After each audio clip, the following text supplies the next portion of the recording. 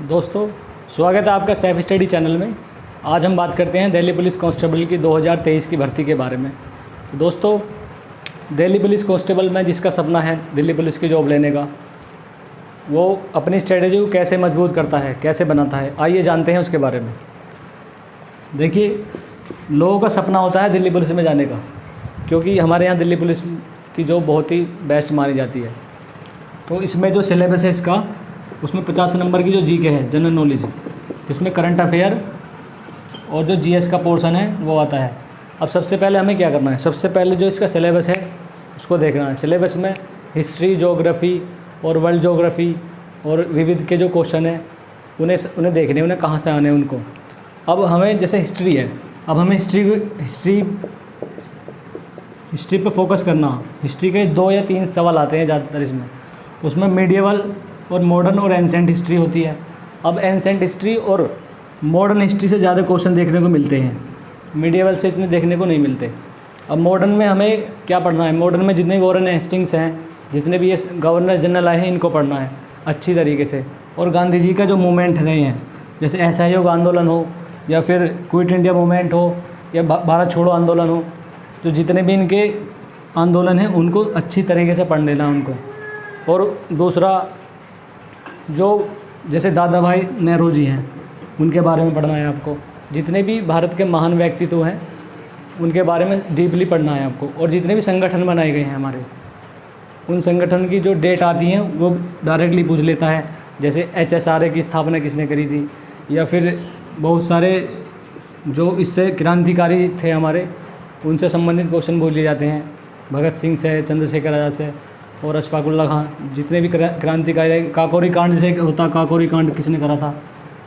तो ये जो जितने भी महत्वपूर्ण ये है ना, जो स्ट्रेटजी ये हुए थे मूवमेंट, इनको अच्छी तरीके से पढ़ लेना है।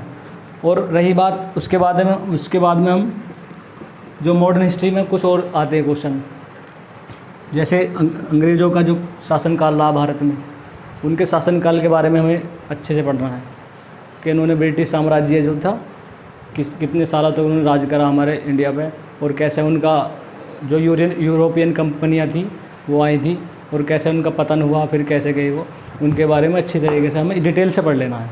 और डिटेल से पढ़ लेना है सही से। ऐसे नहीं है कि हमें पढ़ रहे हैं, मतलब पढ़ाई को इस तरीके से पढ़ना है कि समझ में आनी है, बिल्कुल कहानी की तरह।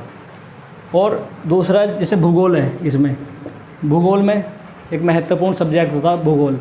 इसमें जो भारत का जो भूगोल है, स्ट्रक्चर है भारत का, उसके बारे में अच्छी तरीके से जानकारी होना बहुत ज़रूरी है। क्योंकि जो 1-2 क्वेश्चन यहाँ से फंस जाता कि इसका क्षेत्रफल कितना होता है, या इसकी जो बाउंड्री है दूसरे राज्यों से लग रही हैं, वो कौन से स्टेट से कौन सी बाउंड्री लग रही है, उसके बारे में क्वेश्चन बूझ लेता है अक्सर। और अगर हम वर्ल्ड ज्योग्राफी की बात करें, तो वर्ल्ड ज्योग्राफी में जितने भी हमारे जलमग्न हैं वगैरह हैं, इनमें से क्वेश्चन भूल लिया जाता है। तो इसको ख़ास तौर से ध्यान रखना। और जो पर्वत श्रेणी है, पर्वत श्रृंखला के बारे में भूल लिया जाता, तो उनको हमें मैप से याद कर लेना।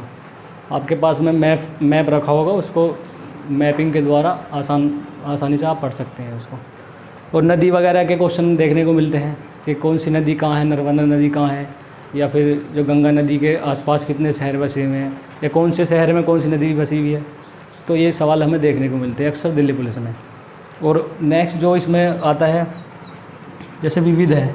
अब विविध में भारत का जो है लंबा ऊंचा बांध वगैरह बोल लिए जाते हैं, या जितने NGO हैं इनकी सीधी डेट बोल ली जाती है।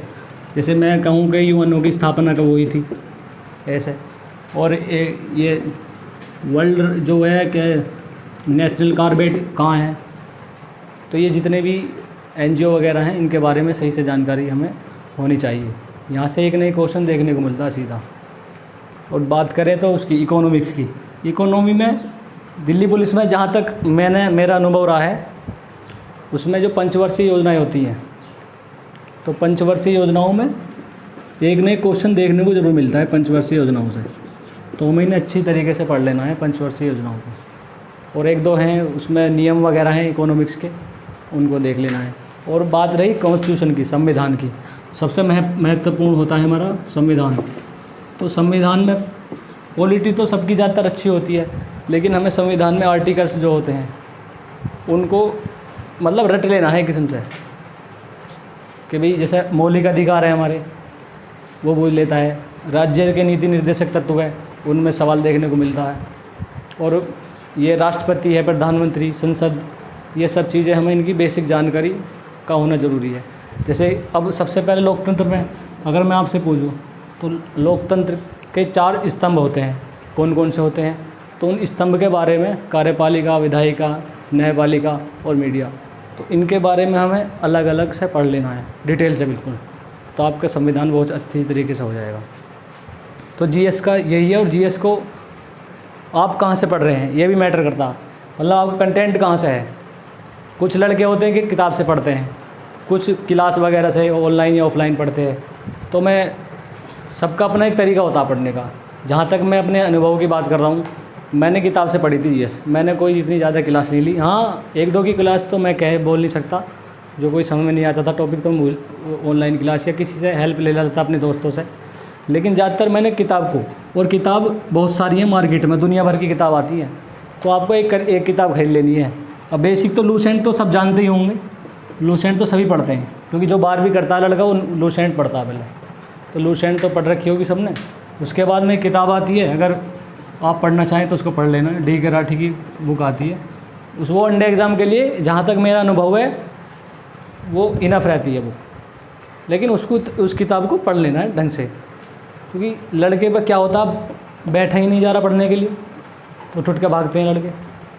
हमसे 2-3 घंटे भी नहीं दिया थे किताब के लिए, थोड़ा बहुत पढ़ते हैं कि बोरिंग हो गए। तो जब आप पूरे मन को एकाग्रता के साथ में पढ़ना स्टार्ट करेंगे तो आपको मज़ा आने लगेगा इस किताब में।